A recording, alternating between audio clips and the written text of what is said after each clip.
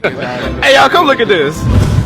හර්ෂණ මේ මන්ත්‍රීතුමා කොයිම වෙලාවකද සඳහන් කිරීම කරේ නැහැ මේ අපිට විශ්‍රාම බඩ පුදුන්නේ නැත්නම් අපි හොරකම් කරනවා කියන වචනයක් පාවිච්චි කරන්නේ හොරකම් කරන්න හිතෙනවා නෑ අද බොරු කියන්නේ නෑ ඔබතුමා බොරු කියන්නේ මේ කවුරු හරි ලියලා දෙනවා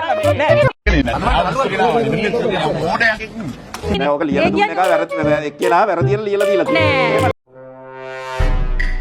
ඒක සඳහන් දැන් මේ විශ්‍රාම බඩ පුදුනේ අපිටද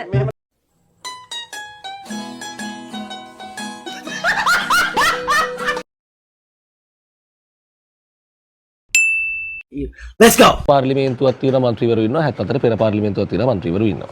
ඒතකොට ඇත්තටම දැන් මේ 77න් පස්සේ සහ අපි දකින්න මෑත කාලේ විශ්‍රාමයටම තිබුණනේ. තව විශ්‍රාමයට විතර නෙවෙයි යාන වාහනද දැනට නැති ගොඩක් දේවල් മന്ത്രിවරු තුන පක්ෂ හැමෝටම. එතකොට හොරකම් කරන එක අඩු වුණාද? අඩු වුණේ නැහැ. මම කියන්නේ ඒක නෙමෙයි මේකේ දේ. ඒතකොට 77 කලින් පාර්ලිමේන්තුවේ අපි අහලා තියෙන ලැබිය යුතු පිරිසකටවත් සාධාරණයක් කළ යුතුයි කියලා හිතන්නේ නැද්ද කියලා මං අහන්නේ. නෑ දෙදුල එහෙමයි. මම කියන්නේ අපි ඒ කියන්නේ අමතර අනුකම්පාවක් മന്ത്രിවරු 400ක් ගැන විතරක් හිතන්න ඕනේ නැහැ කියලා දැසි මම ඉන්නේ. මම පුද්ගලිකව මේ ප්‍රතිපත්ති ප්‍රකාශනයෙන් පස්සේ මම චන්ද්‍රේනේ මම විශ්‍රාමයට නෑ නෑ මේ සරලවම අහන්නේ ඔය බෑ කියන කයට අයට දිදුල අහන්නේ ඔච්චර ඒගොල්ලන්ට යම්කිසි සාධාරණයක් කරනවද බැරිම නම් ඒගොල්ලෝ විශේෂ අවස්ථාවක් තියෙනවා මේ ආණ්ඩුවේ විශාල සුබසාධන වැඩ පිළිලක් තියෙනවා නේ. ඇත්තටම කරුජයසූරි මහත්මයා එළියුමේ වෙලා තිබුණා. මට වෙන අවස්ථාවක එතුමා හම්බෙලා පුද්ගලිකව ඔක ඉදිරිපත් කරා. එතකොට ඇත්තටම එතුමා සම්බන්ධයෙන් නෙමෙයි එතුමා කිසිසක් ගැන කතා කරන්නේ. එතකොට මේ ඇත්තටම මේ සම්බන්ධ ඉල්ලීමක් කරොත් තමයි මම හිතන්නේ ඒක මේ ආණ්ඩුව විසින් සහ ඒකට කරන්න පුළුවන් දේ සලකා බලයි. නමුත් රටේ නීතිය රටේ යන්තම් ඇත්ති කටේරියා මොකක්ද නේද? ක්‍රමවේදයක් නෑ දැන් නෑ ඔබතුමාලා දෙන්නම නියම බලන්න මගේ නම කියවුණා සමගි ජන බලවේගය එතන පැහැදිලි ප්‍රශ්නයක් ප්‍රායෝගික ප්‍රශ්නයක් තියෙනවා කියන එක දැන් ජනමාධ්‍යවේදීන්ට තේරෙනවා. ඊට පස්සේ ඒ සංගමෙනුත් කියලා තියෙනවා නඩු කටයුත්තකොත් ගියා. නඩු කටයුත්ත ගියේ පනත සම්බන්ධයෙන් පනත ව්‍යවස්ථානුකූලයි. නමුත් සමාජ ප්‍රශ්නයක් මෙතන තියෙනවා මේ අර හේෂ මන්ත්‍රීතුමා එහෙම පෞද්ගලික මන්ත්‍රී යෝජනාව දානකොට ඔක තේරුන්නේ නැද්ද? ඉන්න සමාජයේ යම්කිසි ප්‍රශ්නයක් තියෙනවා කියන එක මේ උත්තර දෙන මන්ත්‍රීතුමාත් දන්නවා. ඒ වගේම තමයි ජනමාධ්‍යවේදීනුත් දන්නවා. එතකොට ඒක කියන්නේ ප්‍රශ්නයක් තියෙනවා නැත්නම් ප්‍රශ්නයක් තියෙනවා නේද? දිදුලට තමයි සමාජ ප්‍රශ්නේ යෝජනාවක් විදිහට මේක එපා කියලා කිව්වා. රාජි කරුණානායක මහත්තයා කිව්වා හේෂත් කිව්වා. දැන් මට උත්තරයක් දෙන්න. දෙගොල්ලම දුන්නා පෞද්ගලික යෝජනාවක්. උත්තරයක් දෙන්න මට. දැන් අවස්ථාව දෙන්න මගේ. දැන් හර්ෂණ මේ මන්ත්‍රීතුමා කොයිම වෙලාවකද සඳහන් කිරීම කරේ නැහැ මේ අපිට විශ්‍රාම බඩ පුදුන්නේ නැත්නම් අපි හොරකම් කරනවා කියන වචනයක් පාවිච්චි කරේ හොරකම් කරන්න හිතෙනවා නෑ අපිට හොරකම් කරන්න හිතනවා කියලා නෙමෙයි කිව්වේ. ඒ ඔබතුමිය මේක අපිට කිව්වේ නෑ ඊළඟට හොරකම් කරන්න හිතෙනවා. අහන්න හර්ෂණ මන්ත්‍රීතුමා කිව්ව එක අහන්න. අහලා තමයි කියන්නේ. අහලා තමයි කියන්නේ. නෙමෙයි කියන්නේ. බොරු කියන්නේ පානේ. ඕක නෙමෙයි කියන්නේ. එහෙනම් මොකද දැන් ඔබතුමිය කියන විදියට ඔබතුමිය කියන්නේ හර්ෂණ මන්ත්‍රීතුමා කිව්වා කියලා අපිට විශ්‍රාම බඩ පුදුන්නේ නැත්නම් අපිට හොරකම් කරන්න. එතුමා කිව්ව දිග කතාවේ සංක්ෂිප්තේ මොකද්ද? අපිට മന്ത്രി විශ්‍රම වැටුප්පෝනේ අපි රස්සාවක් නොකරන්නේ මේකට. කිව්වද නැද්ද? අපිට කියලා නෙමෙයි කිව්වේ. ඒක සඳහන් දැන් මේ විශ්‍රම වැටුප්පෝනේ අපිටද? മന്ത്രിවරුන්ට දෙන්නේ. නිකන් බොරුවට කෑ ගහගෙන වැඩක් නැහැ. ඒක තමයි අපිට නෙමෙයි විශ්‍රම වැටුප්පෝ දෙන්නේ. ඔබතුමා ඒ කෑ ගහලා කියන්නේ මත් ඉදිරි ටික නෑ නෑ කෑ ගහලා කියන එක නෙවෙයිනේ මන්ත්‍රීතුමා කතාව. එතුමා සෝරි සමාව වෙන්න. මේ නීතිඥතුමා හරිද? එතකොට එතුමා කිව්වේ එම මන්ත්‍රීතුමා කිව්වේ අපිට മന്ത്രി විශ්‍රම වැටුප්පෝනේ අපි රස්සාවක් නොකරන්නේ මේකට. අපි කියන්නේ අපි නෑ ඔක ලියලා දුන්න එක වැරදි එක්කෙනා වැරදියට ලියලා දීලා තියෙනවා. එහෙම නෙමෙයි. නෑ නෑ ලියලා දෙන්න අවශ්‍ය නෑ. ලියලා දෙන්න අවශ්‍ය නෑ.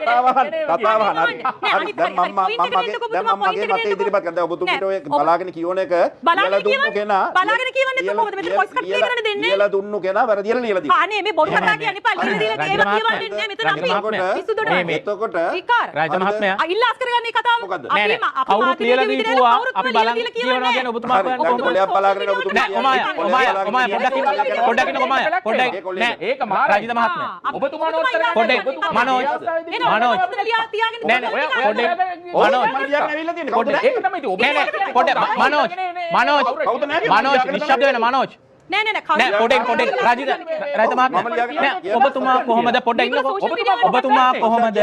ඔබතුමා කොහමද ඔමායා කවුරු හරි ලියලා දීපු දෙයක් කියවනවා කියලා කියන්නේ මොකද කවුරු හරි ලියලා දීපු දෙයක් කියවනවා කියන්නේ ඔමායා කියන කතාව හර්ෂණ මන්ත්‍රීතුමා විසින් කිව්වාය කියලා ඔමායා කොලයක් බලාගෙන කියන කතාව පොඩ්ඩක් ඉන්න හරි පොඩ්ඩක් ඉන්නකො ඔමායා පොඩ්ඩක් ඉන්නකො හරි ඒ කොලයක් බලාගෙන කියන කතාව හරි ඒක හර්ෂණ මන්ත්‍රීතුමා කියපු කතාව නෙමෙයි හරි ඒක ඔබතුමාට ප්‍රතික්ෂේප කරන්න පුළුවන් මම අහන්නේ කවුරු හරි ලියලා දීපු දෙයක් ඔමායා කොලයක් බලාගෙන කියවනවා කියලා ඔබතුමා කියන්නේ කොහොමද මෙහෙමයි දැන් මෙතන මට පේන විදිහට දැන් එතුමිය ඒ කතාව ඇහුවා නම් ඒ කතාව ඇහුවා නම් කෙලින්ම මතකෙන් කියන්න ඕනේ. එහෙම නැත්නම් ඒක කවුරු හරි කියලා දුන්න එක තමයි. නෑ ඔබතුමාගේ උපකල්පනය වැරදි. ඔබතුමාගේ උපකල්පනය වැරදි. මොකද මම කවුරුත් ලියලා දෙනවා මම දැක්කේ නෑ. නෑ ඒක තමයි.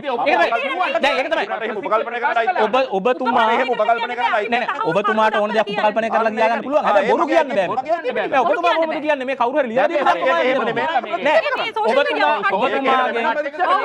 කියන්න තියෙන දේ මම කියනවා. ඔබතුමාගෙන් ප්‍රශ්න කරන්න වුවමනා කරුණු කාරණා නෝට් ඩවුන් කරගන්න පුළුවන්. මේ මට ඒක ගන්න ඕනේ මගේ හිතාවරේ තමයි කවුරු හරි ලියලා දුන්නේ කියලා. ඔබතුමා කොහොමද මේ දශක ගානක් මාධ්‍ය මට උපකල්පනය කරන්න ලියලා මගේ අයිතිය කියවන්න ඕනේ නෑ ඔබතුමාගේ උපකල්පනය වැරදි. ඒක මගේ අයිතිය. මම ඒක උපකල්පනය ඒක තමයි ඔබතුමා එහෙම උපකල්පනය කරන්න එපා. ඒක මගේ උපකල්පනය. දැන් මගේ ප්‍රශ්න දැන් මට ප්‍රශ්න උත්තර දෙන්න නැහැ නේ. ඔබතුමාට සමගි ජන බලවේගයේ විදිහට සමගි ජන බලවේගයේ විදිහට අපි සහ ඔය හර්ෂණ මන්ත්‍රීතුමා ඒ වගේම තමයි විපක්ෂ නායකතුමා පැහැදිලි ස්ථාවරයක් සඳහන් කිරීම කරා. ඒ ස්ථාවරය තමයි ජනතා සේවයට ආවහම ඒ ජනතා සේවය කරලා નિયમિત කාල සීමාවක් තීරණය කරලා. දැන් තියෙන කාල සීමාව අවුරුදු 5යි. එහෙම නැත්නම් මේක අවුරුදු 10ක් හරි අවුරුදු 15ක් හරි කමක් නැහැ කරලා નિયમિત කාල සීමාව තමන්ගේ දැන් පාර්ලිමේන්තුවට එන රජයේ සේවකයෙක් නම් ඔහු ඔහුගේ වෘත්තියෙන් අයින් වෙලා එන්න ඕනේ එතෙන්ට. ඒ වගේම තමයි ඔහුට ඇවිල්ලා වෙන වෙන වැඩ කරන්න තියෙන වෙලාව ජනතාව වෙනුවෙන් සේවය කරන්න කැප කරන්න තියෙනවා. එතකොට ඔහුට ආර්ථිකමය වශයෙන් යම්කිසි ආකාරයක සුරක්ෂිතතාවයක් අවශ්‍යයි. ඒ සුරක්ෂිතතාවය උදෙසා විශ්‍රාම වැටුපක් ගේන්න ඕනේ කියන ස්ථාවරය තමයි ඉන්නේ. එතකොට 54000ක් තියෙනවා වැටුප. ඕකෙන් 18000ක් විතර තමයි හම්බ වෙන්නේ. මම දන්නේ හරිය මගේ ගණන් හිලව වැරදෙන්න පුළුවන්. 18000ක් විතර වෙන්න පුළුවන් හම්බ වෙන්නේ. එතකොට ඒ මනුස්සයට ඒක තිබ්බොත් තමයි තමන්ගේ වැඩ කටයුතු ටික කරන්න පුළුවන්. එතකොට හර්ෂණ මන්ත්‍රීතුමා කිව්ව කතාව තමයි මේ සුරක්ෂිතතාවයේ මනුස්සයෙක්ට තිබ්බේ නැත්තම් ඒ මනුස්සයා හොරකම් කරන්න පෙළඹීමක් ඇති වෙන්න ඉඩ තියෙනවා. ඒක නැති කරන්න තමයි සමාජ සුරක්ෂණභාවයක් සමාජ සුරක්ෂිතභාවයක් ඇති කරන්න ඕනේ කියලා. නැතුව හර්ෂණ කිව්වේ නෑ. හර්ෂණට හොරකම් කරන්න තියෙනවා. නැත්නම් අපි හොරකම් කරනවා කියලා නෙමෙයි ඒක. කිව්වේ ඔන්න ඔය කතාව. හරි අපි පිළිගන්නවා ඔය කිව්වෙම කියලා. හර්ෂණ හරි සජිත් හරි. මේ ජනතාවට නීති හදන්න පාර්ලිමේන්තුවට ආවනම්. හරිද? ඒ කට්ටිය ඩිබේට් එකේදී මේව ඔක්කොම ජනතාවට කිව්වනම් ඇයි ඡන්දේ ප්‍රකාශ කරන්න හිටියේ නැත්තේ? මොකද්ද? ඇයි වෝට් එකේදී හිටියේ නැත්තේ? ඉතින් ඒක අපේ පක්ෂයක් විදිහට ගත්ත තීරණයක්. වෝට් එකේදී ඉන්නකෝ ඒකට අපි දැන් අපිට දැන් ඕක හිටියා කියලා වෝට් එක දුන්නා කියලා කියන්නේ. ඒ පක්ෂයේ විදිහට අපි තීරණය කරා. නෑ මේකට වෝට් කරන්න. ඉතින් එහෙම අපි තීරණ ගන්නකොට දැන් මේ දැන් ඉන්න වර්තමාන ආණ්ඩුවත් මේ බ්‍රූසෙල් අවස්ථාවලදී විරුද්ධ වෙන්න ඕන අවස්ථාවලදී නැගිටලා ගිහිල්ලා තියෙනවා. හොඳටම දෙන පෞද්ගලික ඒක අපි කියන්නේ. ඒක අපි තීරණ. මේ දේ පෞද්ගලික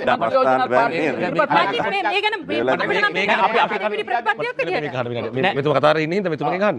දැන් ඔය ඔක්කොම හරි ඔය කතාර මම දිහත් වෙන්නේ නැහැ. ඔබතුමා පාර්ලිමේන්තුවේ හිටියනේ? ඔව් මම හිටියනේ. ඒතකොට හර්ෂණ මන්ත්‍රීතුමාගේ එහා පැත්තේ සීට් එකේ ඉන්නේ හේෂ මන්ත්‍රීතුමා ඉන්නේ. ඒතකොට එතුමම අපි දන්න පාර්ලිමේන්තුවට පුද්ගලික මන්ත්‍රී යෝජනාවක් අපිට කලින් ගෙනාව විශ්‍රාම වැටුප් පහසු කරන්න. ඒ පරස්පරය මොකද්ද? ඔව් ඉතින් හේෂ මන්ත්‍රීතුමා පුද්ගලික තමන්ගේ යෝජනාවක් විදිහට අරගෙන ආවා. ඒ අරගෙන එන අවස්ථාවේදී ඒක ඉදිරියට අරගෙන යන්න ඔබතුමාලා විසින් කටයුතු කරේ නැහැනේ. ඒක ඉදිරියට අරගෙන යන්න ඒ දෙවෙනි කියවීම දක්වා ගේන්න ඔබතුමාලා විසින් කරදර කිරීමක් කරේ නැහැ. පුද්ගලික මන්ත්‍රී යෝජනාවක් මිසක් අපි පක්ෂයෙන් පක්ෂයක් විදිහට ගන්න අපි යෝජනාවක් නෙමෙයි. ඔබතුමාට අවස්ථාව දෙනවා. ඔබතුමාට රාජ මහත්මයා පොඩි කාරණාවක්. රාජමන්තු ඔබතුමා විශ්වාස කරනවාද හෘද සාක්ෂියට එකඟව යම් පිරිසකට ඒ කියන්නේ ටැක්ස් අයිඩෙන්ටිෆයි කරගන්න පුළුවන් ආර්ථිකයේ තියෙන කට්ටිය නැති කට්ටිය හොරු කවුද කියලා ඒ සාධාරණ යම් පිරිසකට යම් දෙයක් කළ යුතුයි කියලා ඔබතුමා පිළිගන්නවද නැද්ද? ඒ කියන්නේ මට පාර්ලිමේන්තුවේ දැනට පාර්ලිමේන්තු විශ්‍රාම වැටුප ලැබිය යුතු යම් පිරිසක් පොඩි පිරිසක් ඇත්ත පිරිසක් ඉන්නවද? නෑ මම ඒක දැන් පිළිගන්නවද නැද්ද? මම ඒක පුද්ගලිකව දැන් මම කතා කරලා දෙන දැන් මේ ඔය JVP එකේම හිටපු මන්ත්‍රී කෙනෙක් කවුද ප්‍රේමසිරි මානගේ. ඒ මහත්තයත් එක්ක මම කතා කරලා තියෙනවා. ඉතින් ඒ මහත්තයත් එක්ක කතා කරාම මට තේරුණ දේ තමයි ඒගොල්ලන් ඇත්තටම ඒක අවශ්‍ය පිරිසක් ඉන්නවා. හරි ඔබතුමා මේ ප්‍රේමසිරි මානගේ මනෝත් අවස්ථාව දෙනවා පොඩි කාරණාවක් රජද මේ දැන් ඔබතුමා ලොකු විරෝධයක් පළ කළානේ මේ ආණ්ඩුව ගත්ත තීරණය සහ මේ ගත්ත ප්‍රතිපත්ති මේ කාරණාව සම්බන්ධ විශ්‍රාම වැටුප මම පක්ෂයේ මතය සඳහන් කිරීම. ඔව් පක්ෂයේ මතය සඳහන්. මට පුද්ගලික මතයක් තියෙනවා. හරි. ඔබතුමා පුද්ගලික මතය අපිට පොඩ්ඩක් කියන්න. පුද්ගලික මතය තමයි මමත් පුද්ගලිකව හිතනවා අවුරුදු 5ක් වගේ කෙටි කාලයක් සේවය කරලා ජීවිත කාලෙම විශ්‍රාම වැටුපක් දෙන ක්‍රමවේදයේ යම්කිසි ගැටලුවක් තියෙනවා. ඒ ගැටලුව निराකරණය විය යුතුයි. මම කියන්නේ ඒක විශ්‍රාම වැටුප සම්පූර්ණයෙන්ම අයින් කළා දාන ක්‍රමයක් නෙමෙයි. වඩා සාධාරණ ක්‍රමයක් යෝජනා කරන එක තමයි මම හැබැයි හිතන්නේ. විපක්ෂයට පන තිබ්බේ නෑනේ ඒක සංශෝධනය කරන තත්ත්වයටවත් ජාතික ජනබලවේගය මේ ප්‍රතිපත්තිය ගෙනාවේ. ජාතික ජනබලවේගය මේ ප්‍රතිපත්තිය ගෙනාවේ චන්දර කලින් ඉදන්නේ. ඒ කියන්නේ මැතිවරණ වේදිකාවල මේක ගැන කිව්වා. ඒ අවස්ථාවේදී මේක පරාජයට පත් කරන්න මේ පිළිබඳව ජනතාව දැනුවත් කරන්න ඔබතුමන්ලා කරපු මැදිහත් වීම මොකද්ද ජනාධිපතිවරණ වේදිකාවේ? මෙහෙමනේ ජනාධිපතිවරණ වේදිකාවේදී ඔබතුමන්ලා කිව්වා දලදා පෙරහැර නවත්තයි කිව්වා හාමුදුරු ගොල්ලන්ට දාන්නේ නැති වෙයි කිව්වා. ඒ වගේම කිව්වනේ. මම අහන්නේ මේ ගෙනාපු විශ්‍රාම වැටුප අහෝසි කිරීමේ පනත් කෙටුම් පත ගේනවා එක පනතක් බවට පත් කරලා විශ්‍රාම වැටුප අහෝසි කරනවා කියන කාරණාව සම්බන්ධයෙන් ජනාධිපතිවරණයේදී මේ ප්‍රතිපත්ති ප්‍රකාශයත් එක්ක ඔබතුමන්ලා තර්ක කරන්න තිබ්බා. ජනාධිපතිවරණ වේදිකාවේදී මේ සම්බන්ධයෙන් අපි තර්ක කරේ නෑ. ඇයි? ඒ තර්ක කරේ නෑ මේ සම්බන්ධයෙන් මේක දැන් අපි හිතමුකෝ දැන් අර මේ අපේ මේ ජනමාධ්‍යවේදීතුමා දිදුල මහත්තයා ඇහුවානේ ලස්සන ප්‍රශ්නයක් මේකෙන් ඉතුරු වෙන ගාන කීයද කියලා. මේකෙන් ඉතුරු වෙන ගාන කීයද කියලා. මේකෙන් මේ රටේ ආර්ථිකයට මේ පනත ගෙනල්ලා මේ අපේ දැන් මේ වෙලාවෙනුත් දැන් සෑහෙන වෙන දැන් විනාඩිය තව විනාඩි දෙකක් ඉතුරු වෙන කිසිම ප්‍රශ්නයක් අපි කතා කරන රටේ මෙච්චර ප්‍රශ්න තියෙද්දි මේකෙන් මේ රටේ ආර්ථිකයට වෙන සෙත මොකක්ද? හරි කියන්න. ඒක අපිට ජනාධිපති වේදිකාවේ කතා කරලා මේක තනි කරම මාධ්‍ය සංදර්ශනයක් විතරයි. මේකෙන් වෙන සෙතක්